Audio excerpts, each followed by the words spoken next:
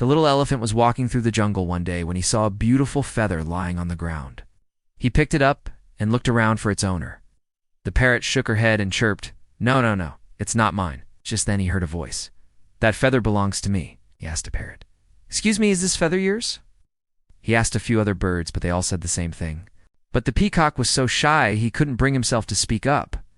The little elephant turned around and saw the most beautiful peacock he had ever seen. He handed it to him and said, "Here you go. You lost this, huh?" The little elephant wanted to help him, so he picked up the feather and walked over to the peacock. And from that day on, he wasn't too afraid to speak up. And that's why. The peacock took the feather and tucked it into his tail. He was so happy to have it back.